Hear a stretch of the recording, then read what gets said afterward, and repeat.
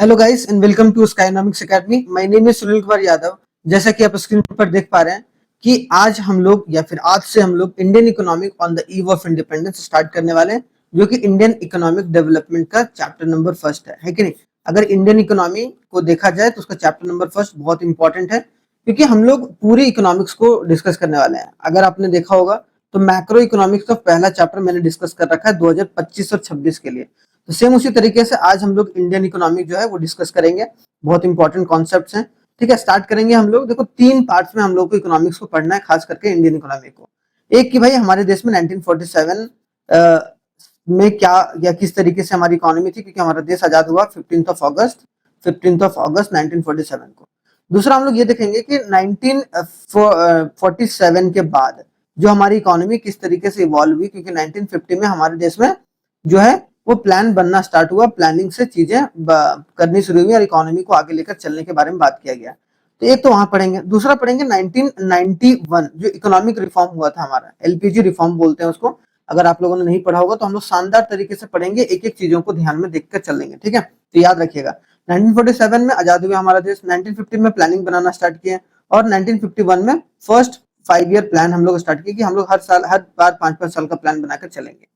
और जो तीसरा होगा वो हम लोग 1991 में हमारी इकोनॉमी को क्यों एलपीजी रिफॉर्म करनी पड़ी। एलपीजी का एल का मतलब होता है लिबरलाइजेशन, पी का मतलब होता है प्राइवेटाइजेशन और जी का मतलब होता है ग्लोबलाइजेशन। तो लिबरलाइजेशन, प्राइवेटाइजेशन और ग्लोबलाइजेशन के बारे में हम लोग पढ़कर चलेंगे। ठीक है, तो स्टार्ट करते हैं आज हम लोग चैप्टर नंबर 1 का पार्ट नंबर फर्स्ट। क्योंकि थोड़ा सा चैप्टर लंबा है तो चीजों को थोड़ा सा ध्यान में देखकर चलेंगे हम लोग एक एक कर, ताकि एक तरीके से आपको एग्जाम ओरिएंटेड भी मिले। अब पूरे साल आपको सारे वीडियोस मिलेंगे अच्छे से शानदार तरीके से। अगर इसका पीपीटी आप लोग चाहते हैं कि आप लोगों को मिल जाए जैसा मैं पढ़ा रहा हूँ, तो सेम उसी तरीके का पीपीटी आपको टेलीग्राम चैनल पर देखने को मिलेगा। तो टेलीग्राम चैनल पर आप लोग देख सकते हैं, चाहे आप भारत के कोई भी कोने में है, आप इसका जो लुत्फ है उठा सकते हैं, अगर आप सीबीएसई क्लास 12th के बच्चे हैं तो। ठीक है, वैसे आप क्लास सीबीएसई 12th के ही बच्चे होंगे, है कि नहीं। तो चलिए स्टार्ट करते हैं हम लोग सबसे पहला स्लाइड से, जो कि हमारा क्या है कॉन्सेप्ट है। तो देखते हैं पहला क्या है। तो देखो, दो चीजें हैं कि हमारे देश में इकोनॉमी किस तरीके से, Indian economy prior to the independence. और ठीक है, तो ये भी देखना है कि 1947 से पहले किसका रूल था भाई हमारे देश में। ब्रिटिश का रूल था पहले, अगर देखा जाए। फिर बाद में हमने आजादी मिली हम लोगों को, उसके बाद फिर हम लोग अपने इकोनॉमिक सिस्टम को लेकर चले। लेकिन यहाँ पर बोला गया कि Indian economy prior to the British rule, British rule आने से पहले हमारी इकोनॉमी कैसी थी वो भी देखेंगे, है कि नहीं। क्योंकि ब्रिटिश जो है करीबन करीबन 200 साल तक ब्रिटिश ने हमारे ऊपर राज करा है ना, 200 साल तक राज करा, 200 ईयर्स। उसके पहले हमारी इकोनॉमी कैसी थी वो चीज देखेंगे। फिर ब्रिटिश के आने के बाद कैसे हमारी इकोनॉमी खराब की गई इनके द्वारा, और उसके बाद जो है हम लोग किस तरीके से किस स्थिति पर 1947 में पहुंचे। ठीक है, उन चीजों को हम लोग देखेंगे। ठीक है, तो अगर देखा जाए prior to the British rule, British rule से पहले Indian economy was vibrant and prosperous economy, कि हमारी इकोनॉमी वाइब्रेंट थी और प्रॉस्पेरस थी, बहुत अच्छे तरीके से काम करके चल रही थी। ऑन एग्रीकल्चर फ्रंट अगर देखा जाए, देखो तीनों सेक्टर देखेंगे, एग्रीकल्चर सेक्टर, इंडस्ट्रियल सेक्टर और एक्सपोर्ट इंपोर्ट कैसा था वो देखेंगे।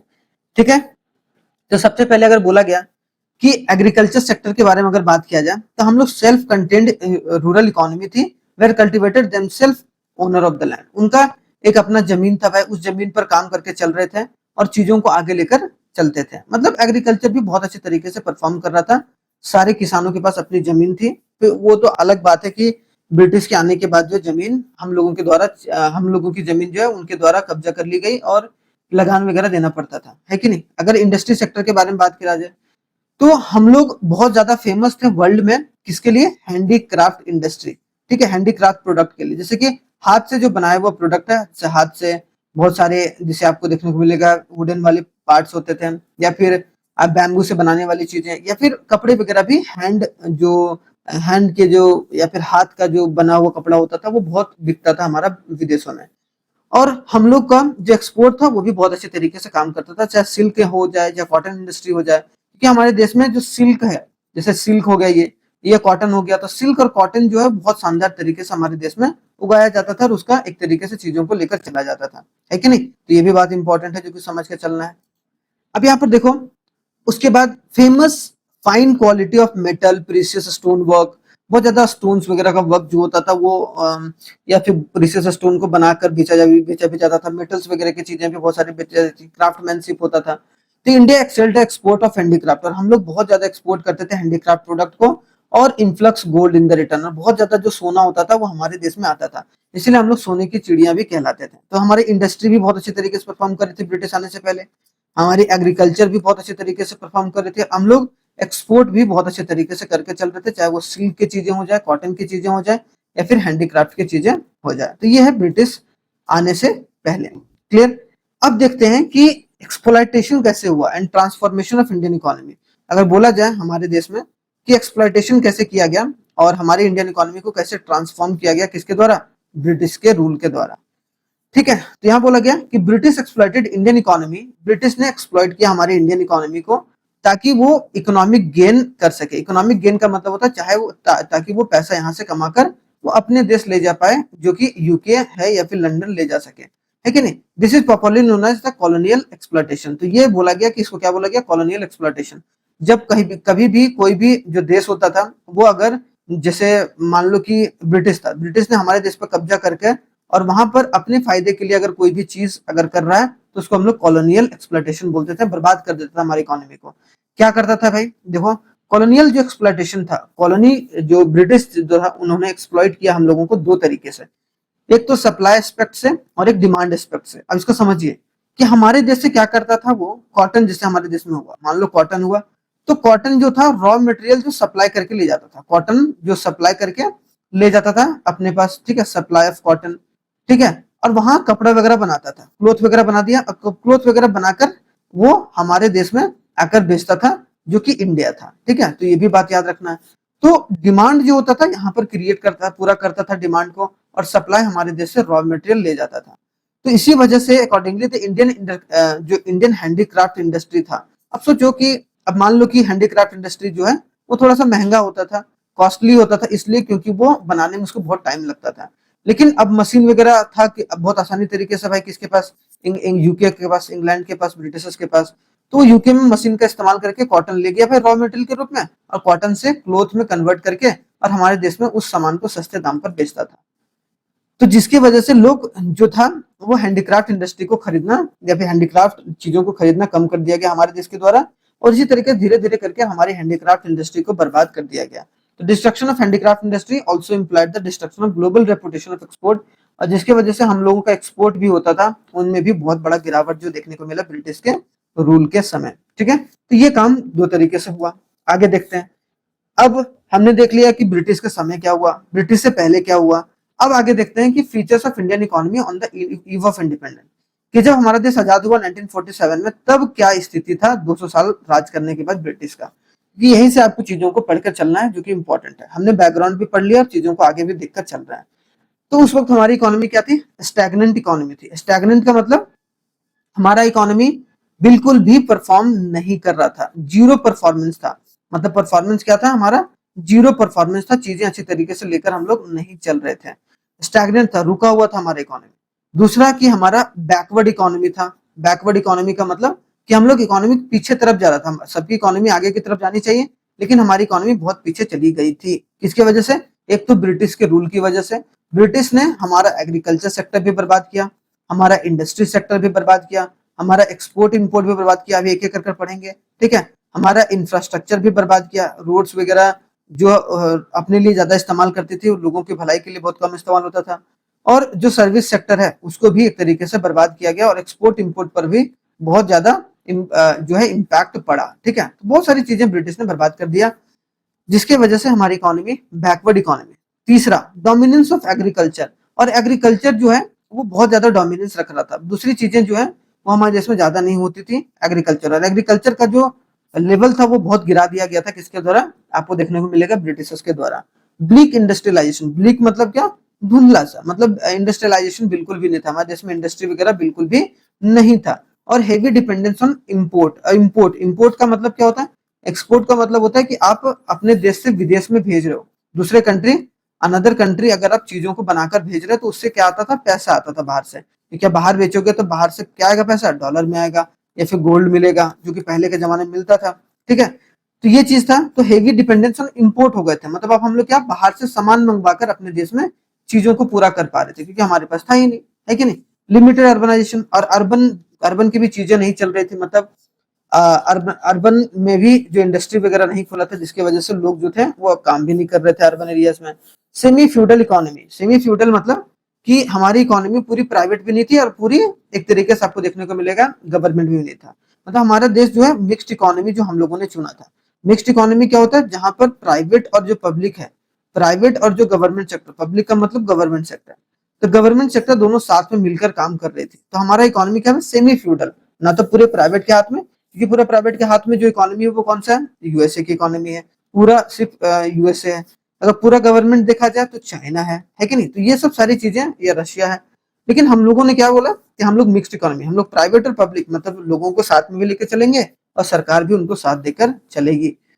तो ये वाली इकोनॉमिक्स हमने पढ़ी, ठीक है। तो ये चीजें आगे बढ़ी, ठीक है। आगे देखा जाए तो अगर देखा जाए कुछ क्वेश्चन जो इंपॉर्टेंट है, जो कि आपको देखकर चलना है। जैसे कि बोला गया, state the sole purpose of the British colonial rule in India, कि सोल पर्पस बताइए ब्रिटिश रूल का, तो एक्सप्लॉइट करना इंडियन सोर्स का, रॉ मटेरियल का, ताकि वो ब्रिटेन ब्रिटेन को ग्रो कर पाए, ठीक है। और हमारे इंडियन मार्केट को एक्सप्लॉइट करना इंडस्ट्रियल गुड्स को प्रोड्यूस करने के लिए, कहां पर, एक तरीके से ब्रिटेन में। तो ये बात थी। दूसरा है at the time of independence what is the main source, तो मेन सोर्स हमारा था इंडिपेंडेंस के समय हम लोग ज्यादा निर्भर एग्रीकल्चर पर थे।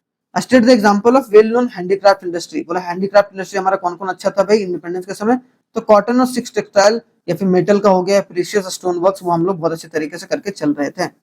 Enlist the name of individuals who attempt, सबसे पहली बार हमारे देश में नेशनल इनकम के बारे में किन्होंने बात करी, याद रखिएगा बहुत इंपॉर्टेंट है, दादा भाई नारोजी ने। क्योंकि कभी भी ना ब्रिटिश जो था वो बताने की कोशिश नहीं करता था हम लोगों को कि भाई आपके देश का नेशनल इनकम कितना है, तभी तो पता चलेगा कि हमारा देश ग्रो भी कर रहा है कि नहीं ग्रो कर रहा है। तो डेटा भी नहीं बताता था, ठीक है। तो सबसे पहली बार प्रयास करा था किसने, दादा भाई नारोजी ने, विलियम डिगबई ने, फिनले साइरस, वी के आरवी राव ने और आरसी देसाई ने, सबसे पहली बार जिन्होंने हमारे देश में नेशनल इनकम के बारे में सोचा, ताकि हम लोगों को पता चल पाए, ठीक है। इसके नेशनल इनकम के बारे में हम लोग मैक्रो इकोनॉमिक्स में बहुत शानदार तरीके से पढ़ेंगे, ठीक है।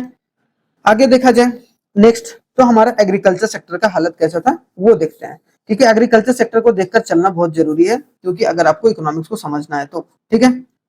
अगर देखा जाए हमारा agriculture sector on the eve of independence, तो क्या था भाई, एक तो दो चीज याद करना है कि हमारा इंडिपेंडेंस के समय 1947 में जो 80% पॉपुलेशन जो थे, 80% जो पॉपुलेशन थे हमारे देश में, मतलब 100 में से 80 लोग जो थे वो क्या कर रहे थे भाई, अपनी जीविका को चलाने के लिए एग्रीकल्चर एक्टिविटीज कर रहे थे। याद रखिएगा, एग्रीकल्चर एक्टिविटीज जो किया जा रहा था 80% लोगों के द्वारा, जो कि अपनी जीविका को चलाने के लिए। आज तो बहुत सारी चीजें हैं, लेकिन वो चीज उस समय था।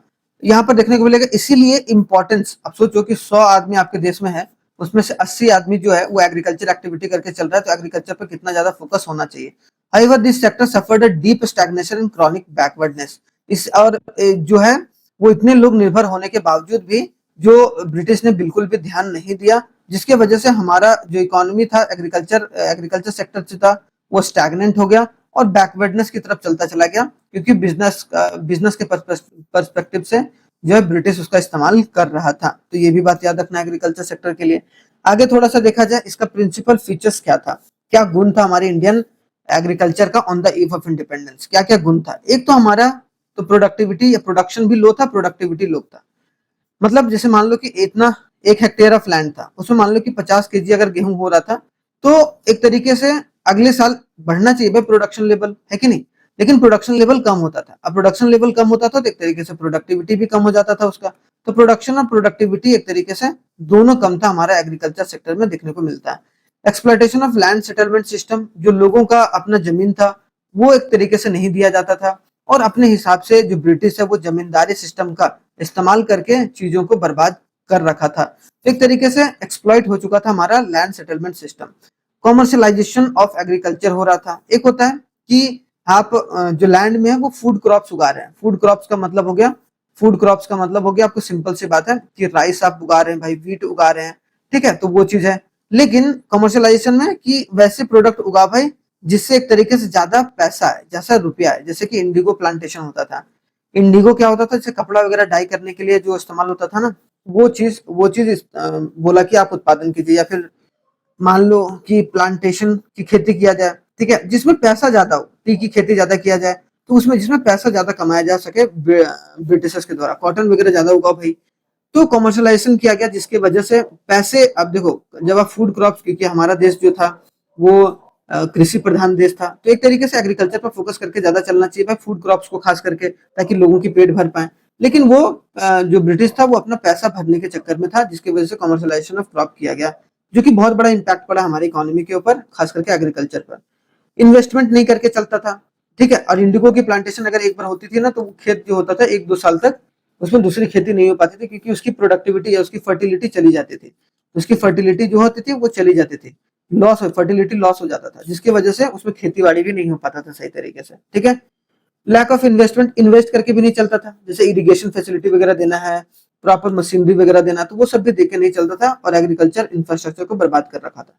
गल्फ बिटवीन ओनर्स एंड टीलर्स, मतलब जो लैंड ओनर्स होते थे और टीलर्स जो होते थे, जो खेतों में काम करने वाले जो फार्मर्स होते थे, उनके बीच में बहुत ज्यादा गैप था। मतलब वो चीज साथ में मिलकर काम नहीं करते थे। उनको सिर्फ ओनर को क्या मतलब था कि मेरे को पैसा चाहिए भाई, बस यहाँ से, या फिर इतना अनाज चाहिए बस, ठीक है। स्मॉल एंड फ्रैगमेंटेड होल्डिंग, जिनको भी थोड़ा बहुत जमीन दिया गया था उसमें बहुत कम जमीन दिया गया था, बांटा गया था, बाकी सारा जमींदार जो है चीजें लेकर चल रहा था, ठीक है। सब्सिस्टेंस आउटलुक था, मतलब कमाने के पर्सपेक्टिव से इसको देखा जा रहा था, कभी भी जो है वो चीजों को एनालाइज और डिपेंडेंसी पर नहीं देखा गया कि लोग कितना डिपेंडेंस है, ठीक है। इसी में देखते थे नजर कि राइस और व्हीट का प्रोडक्शन किस तरीके का था 1947 में और 1920 2022-23 में, ठीक है। तो ये डेटा बहुत इंपॉर्टेंट है। अगर देखा जाए तो यहाँ पर बोला गया क्रॉप, जैसे व्हीट है, 1947 में 660 केजी पर हेक्टेयर खेती होती थी, लेकिन अब देखो कितना ज्यादा हो गया है, क्योंकि हम लोग एक तरीके से मॉडर्न इक्विपमेंट्स वगैरह देना शुरू किए भाई। मॉडर्न इक्विपमेंट्स के साथ साथ जो चीजें थी, अब वो क्या कि इरिगेशन फैसिलिटी हम लोग देते गए, तो इसकी वजह से जो है प्रोडक्शन लेवल हमारे देश में बढ़ा है, ठीक है। प्रोडक्टिविटी बढ़ा है, प्रोडक्शन भी बढ़ा है भाई। जैसे इतना लाख टन होता था भाई, अब इतना लाख टन होता है, ठीक है। ये तो प्रोडक्टिविटी बढ़ा है। और ये 265 665 665 जो केजी होता था पर हेक्टेयर, जो हम लोग मतलब उपजा पाते थे, वो बढ़कर इतना हो गया। और पूरा जो हमने बढ़ा, वो कितना बढ़ा हमारा 1358, और पहले कितना था 222। तो ये सब डेटा बहुत इंपॉर्टेंट है, जो कि आपको देखकर चलना है, ठीक है। अगर डेटा आ गया तो उसके हिसाब से आप चीजों को देख सकते हैं। आगे देखा जाए कि ब्रिटिश ने क्या करा कि लैंड सेटलमेंट सिस्टम को हम लोगों को बर्बाद कर दिया गया। लैंड सेटलमेंट सिस्टम में क्या किया गया वो समझो, कि ऊपर ब्रिटिश गवर्नमेंट होता था, बीच में जमींदार होता था, बीच में पीजेंट्स। तो पीजेंट्स कौन, जो टीलर्स होते थे, जो काम करते थे खेतों में, ठीक है। तो वो जैसे जमींदार ने बोला कि भाई मेरे को ना तुम्हारे से एक जमींदार, मान लो कि उत्तराखंड में, यूके में, उत्तराखंड में एक जमींदार है, उसने उसको बोला गया कि भाई तुम्हारे पास ना तुमसे मेरे को 100 केजी अनाज चाहिए एग्जाम्पल के तौर पर। तो वो जो ये था बंदा, वो जमींदार, वो 150 केजी मांगता था किससे, पीजन से, कि तू 150 लगा के दे भाई। अब इसके पास हुआ मान लो कि 160 केजी हुआ, तो 150 केजी वो ले जाता था जमींदार, और 50 केजी अपने पास रखता था, और 100 केजी किसको दे देता था, वो ब्रिटिश गवर्नमेंट को, और 10 केजी पीजेंट्स के बाद बढ़ता था, जिसकी वजह से वो भूखे मर जाते थे। तो यही बोला गया, it led to the unlimited exploitation of tiller. Tiller का एक्सप्लॉयटेशन बहुत किया गया, किसके द्वारा, जमींदार के द्वारा। Rate of land revenue was frequently raised by zamindar. Rate जो बढ़ा दिया गया था, लैंड रेवेन्यू बढ़ा दिया गया था, कि ज्यादा हमको पैसा चाहिए भाई वहां से, या ज्यादा हमको अनाज चाहिए। Tillers way reduce the status of the landless labourer. और उनको टीलर्स को जो थोड़ा बहुत उनके पास जमीन भी था, वो भी हटाकर एक तरीके से जमींदार छीन के रख लेता था, ठीक है। Farming was a principal source of livelihood was driven by, और जिसकी वजह से बैकवर्डनेस देखने को मिला, और लॉन्ग टर्म में स्टैग्नेशन देखने को मिला, रुका हुआ देखने को मिला, ज्यादा इंपैक्ट नहीं देखने को मिलता है, ठीक है।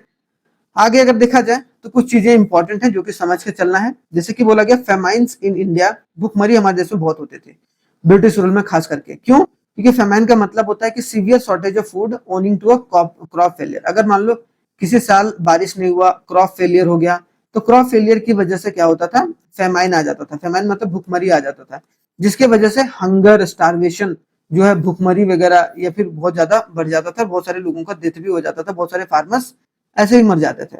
लेकिन 1760 से 716 से अगर 1943 तक देखा जाए, इंडिया से hits a terrible famine on a regular basis. अगर 1760 से बात किया जाए, ठीक है, और 1943 तक करीबन करीबन आपको देखने को मिलेगा 200 साल तक हम लोगों को जो है वो बहुत सारा जो फेमाइन, भुखमरी देखने को मिला, और उसकी वजह से बहुत सारे लोगों ने जीवन को भी एक तरीके से खोया। खास कर फेमाइन इन बंगाल में बोला जाए 1769 से 1770 में आई थी।